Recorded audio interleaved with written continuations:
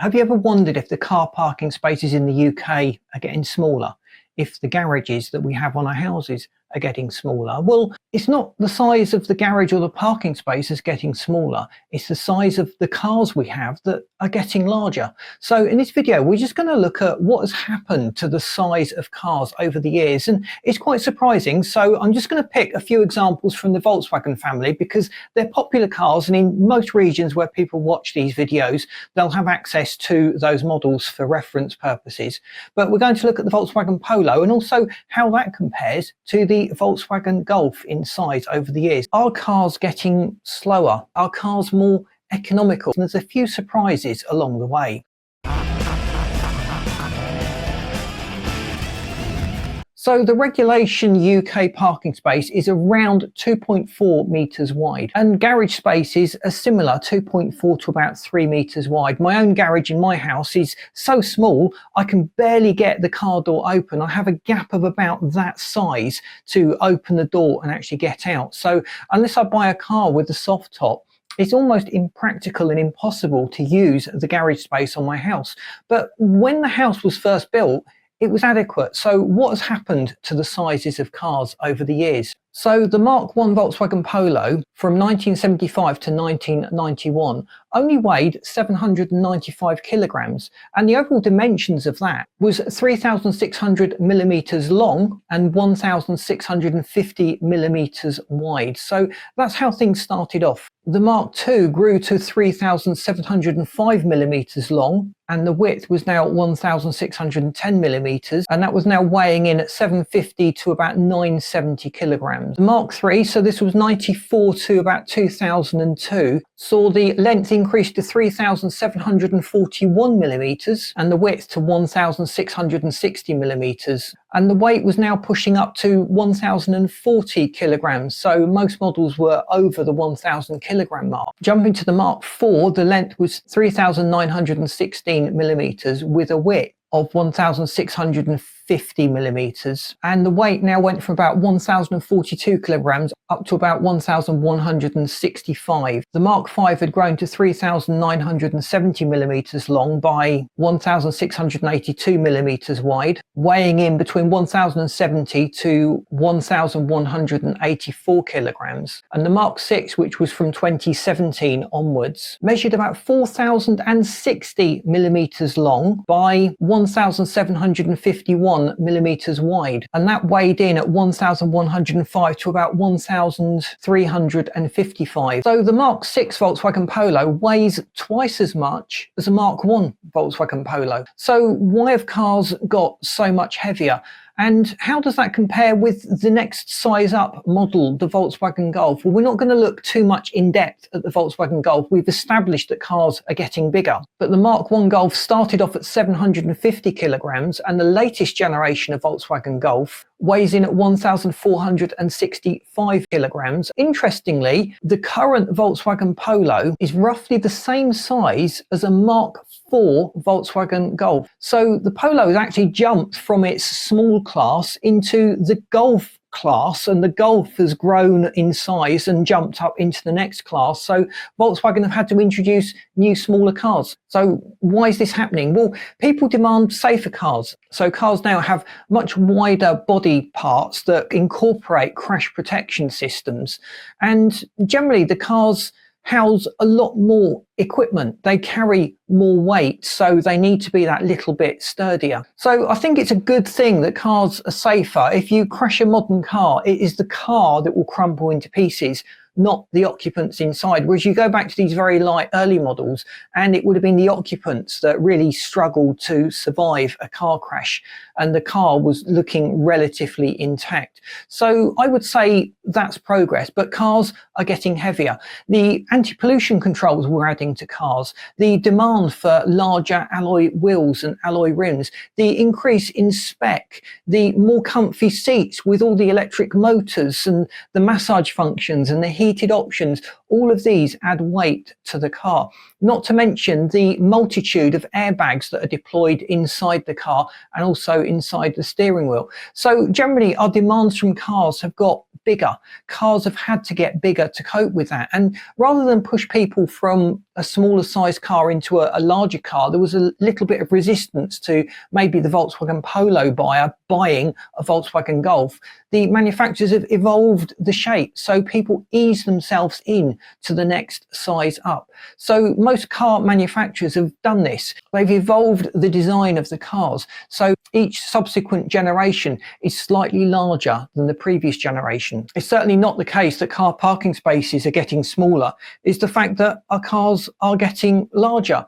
And look at the popular cars today. They're not the regular family hatchbacks. Most people in the UK now are buying SUVs. So this brings us to the next question, really. Are cars more economical? We're looking at cars growing in size, they're getting heavier. We are told that engines are improving in fuel economy. So let's just look at what's happening with the economy of these cars. So looking at the fuel economy of cars, we know that cars have got bigger and bigger over the years.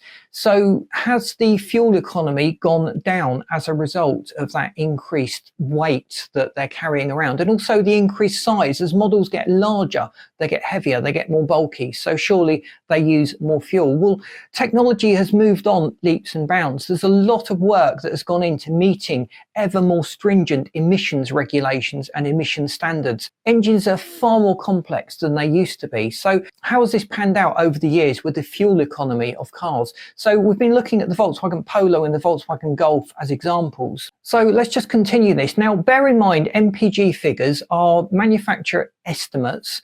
They've revised the standards that they've used over the years, and theoretically they're more accurate now than they used to be. They used to be in lab conditions. They at some times in their history had to cheat the emission standards in order to meet them. But the average fuel economy of the Mark 1 Volkswagen Polo was round about 40 mpg. Seems quite good, but it was only a 1.1 litre engine and it didn't have very much power at all. But that was adequate. It wasn't carrying around lots of weight. By the Mark 2, the engine size was typically round about 1.3 and the MPG had increased by 2 mpg. So despite the size increase, MPG was improving. The Mark 3 saw the 1.4 litre engine being the average that people were buying, and the average fuel economy for this model was 45 mpg. The Mark 4 kept the 1.4 as an average sized engine, and MPG was slightly increased to about 47 mpg. The Mark 5 pushed to 50 mpg, and the Mark 6 sees about 58, 59 mpg. So despite the increase in size and weight over the years, the fuel economy has improved. But I just wonder what would happen if you got a modern engine that was capable of 60 mpg and you put that in a Mark 1 chassis that had next to no weight to carry. The MPG would be far better under this newer generation of engine. And it's a similar setup as well for the Volkswagen Golf. Over the years, the MPG has generally improved. Not massively, just a bit, but we're carrying more weight. So has this harmed the performance of the car? Has the power and the 0 to 60 time been hampered by maintaining this fuel economy? So are cars getting slower as they get bigger and heavier? Well, interestingly, they're not. The 0 to 60 times are improving over the years. The first generation Volkswagen Polo was averaging about 14 seconds to 60. By the Mark II, this was down to about 8.1. Then we saw 8.4 on the Mark III. The Mark IV clocked in at 7.8 seconds. The Mark V was 6.5 seconds and the Mark VI was 6.5 seconds. Obviously, it depends which model you're specifically looking at. But as a general trend, the acceleration had improved over the years. And this is really down to the average power that they were outputting, which has gone up. So not only are the engines getting slightly more economical, they're also getting more powerful. So the Mark 1 Volkswagen Polo put out 60 horsepower, which increased to 113 horsepower for the Mark II, 125 for the Mark III.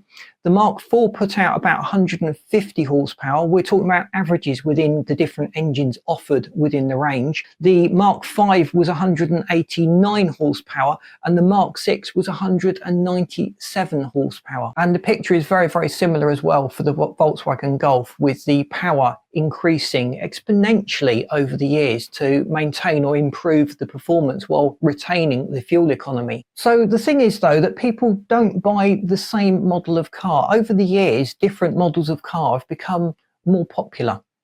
So back in the time of the Mark I, the Volkswagen Polo, the top 3 best-selling cars in the UK were the Ford Cortina, the Ford Escort and the British Leyland Mini. 5 years later, people had replaced the British Leyland Mini with the Morris Minor. That was the 3rd most popular car, but the 1 and 2 positions were unchanged. By 1984, we had the Ford Escort, the Ford Fiesta, and the Austin Metro were the 3 best-selling cars in the UK. In '89, it was the Ford Escort, the Ford Fiesta, and the Vauxhall Astra. I actually had one of those Vauxhall Astras, a 1.4. Wasn't great to drive, if I'm honest. In 1999, it was the Ford Focus, the Ford Fiesta, and the Vauxhall Astra. So we see models staying relatively the same in this period, just a few different swap arounds in the top 3 slots, but predominantly the same size, same class of car. 2004, number 1 slot was the Ford Escort, then we had the Vauxhall Astra, and then the Ford Fiesta was in the 3rd position. Jump to 2009, we had the Ford Fiesta, the Ford Focus, and the Vauxhall Corsa were the top 3 selling cars in the UK. In 2019, we had the Ford Fiesta,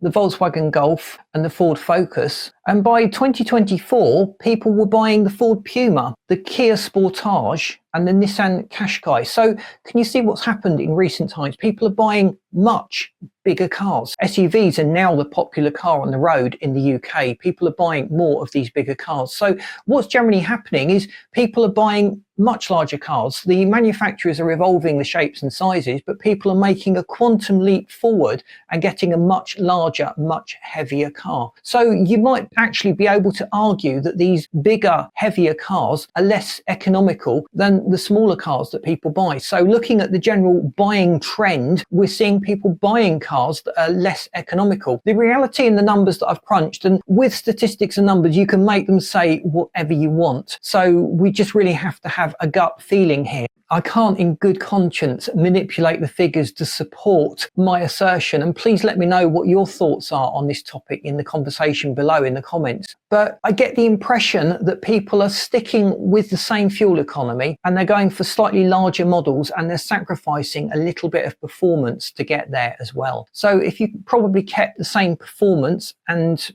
better fuel economy, you would be struggling to achieve that in modern times if you were going up to a much larger class of car. But I have to note that the MPG quoted on those top 3 selling SUVs are all over 45 MPGs, and I think the average was about 50 MPG, but obviously it depends which models people are buying the most. So it's certainly interesting to look at how cars have evolved over the years, and it's amazing how far you can go from just one question, a car parking space is getting smaller, and I fall down a whole rabbit hole looking at how cars have evolved over the years, and we can start to build up a picture of where things are going. I wonder what we'll be driving in 10 years time. Let me know what you think we'll all be driving in 10 years time in terms of power, performance, and whether we will all be electric or whether there'll be some other fuel source that saves our driving enjoyment. So thanks for watching. Please boot the like button. That really does help us to get out there. I've lined a couple of videos up that you'll find really interesting. So I've lined this video up in this playlist, and